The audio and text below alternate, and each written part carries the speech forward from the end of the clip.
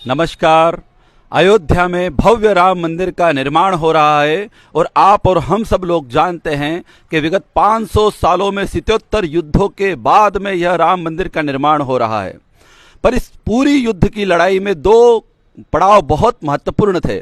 उसमें पहला पड़ाव पहली कार सेवा 1990 की और दूसरा पड़ाव जिसमें यह ढांचा ध्वंस हुआ था 6 दिसंबर 1992 का। आज हमारे साथ में हैं ऐसे ही ऐसे महानुभाव, ऐसे ही एक शख्स बढ़नगर के गौरव कार सेवक जिनका नाम हम सभी के लिए परिचित है, श्रीमान सत्यनारायण जी भाटी, जिन्हें हम सब लोग प्रेम से सत्तारा पहलवान के नाम से भी जानते हैं। आइए आज हम उनसे अपने अनुभव साझा करते हैं कि किस प्रकार से वे कार सेवा में गए थे। भाई साहब सादर जय श्री राम। जय श्री राम। मैं आपसे यह पूछना चाहता हूं कि आप पहली कार सेवा में गए थे या दूसरी कार सेवा में, जो 92 की कार सेवा हुई थी उसमें गए थे?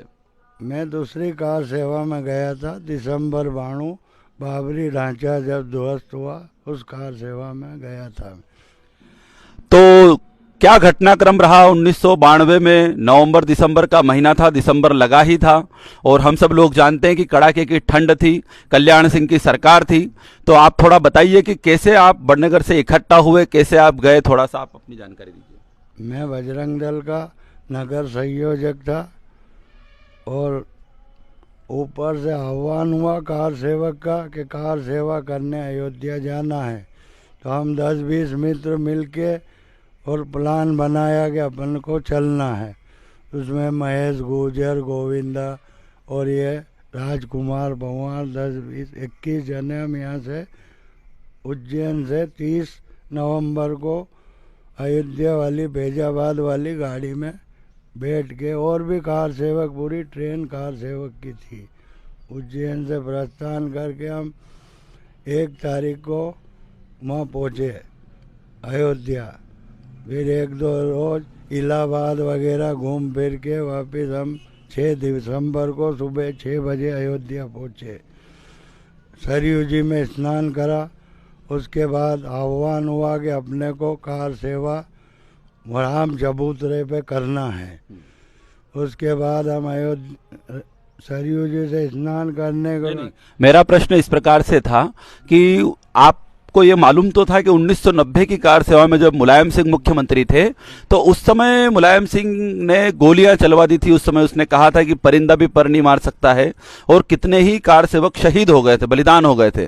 तो आपके मन में किसी प्रकार का भय नहीं था कि हम जाएंगे तो हम वापस आएंगे, नहीं आएंगे, इस प्रकार का? भाई नहीं, वो कार सेवक की हत्याओं का आक्रोश था और उस आक्रोश से खून उबला और वो बाबरी ढांचा टूट गया, कार सेवकों के द्वारा तोड़ दिया गया। क्या हुआ था 6 दिसंबर के दिन? आप वहीं थे तो थोड़ा आप हमें बताइए ना क्या हुआ था।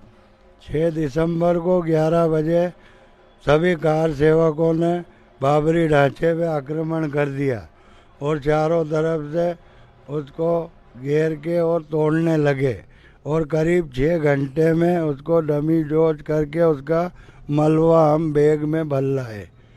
अच्छा, तो आप वहीं पर थे, आपने देखा कि किस प्रकार से वो 500 वर्षों के इतिहास में हिंदू समाज पर लगा हुआ कलंक मिटा और आपके भी हाथ उसमें लगे थे। कुछ कार सेवक घायल भी हुए थे उस समय? हाँ, कुछ कार सेवक 2-4 तो ऊपर से छत गिरी थी तो नीचे कार सेवक की मृत्यु भी हुई थी। 2-4 की।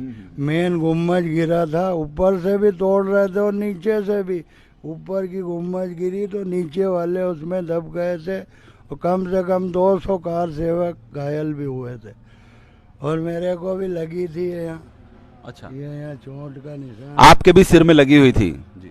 मेरा आपसे प्रश्न है कि जब इतने सालों के बाद में 6 दिसंबर 1992 से लेकर आज 22 जनवरी 2024 तक, इतने वर्षों में 32 सालों के बाद में जब यह सुवर्ण दिन आया है, जब भगवान श्री राम लला अपने नए नूतन मंदिर में विराजमान हो रहे हैं, प्राण प्रतिष्ठा का आयोजन हो रहा है, तो आपको कैसा लग रहा है? हमको बहुत अच्छा लग रहा है और हमें इतनी खुशी है कि हमारा जीवन राम के काज में लगा और हमारा जीवन सफल हो गया। और आप इस 22 जनवरी के आयोजन में कोई विशेष प्रकार का कोई आयोजन करना चाह रहे हैं क्या इस बार का?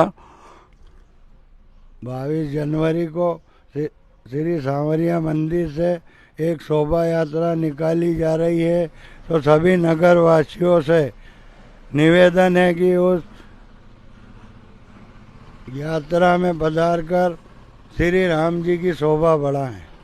और आपका कोई स्वप्न बाकी रह गया है क्या? अयोध्या तो चलो पूरा हो गया है, और कोई स्वप्न आपका बाकी रहा है क्या भाटी जी? मेरा स्वप्न अब मथुरा और काशी बाकी है, वो भी पूर्ण करूँगा, उसके बाद वे कुंड जाऊँगा। जय श्री राम। जय श्री राम। बहुत बहुत धन्यवाद, बहुत बहुत धन्यवाद। आप सभी ने मुझे देखा और हम बड़नगर वाले परिवार में आप सभी का स्वागत।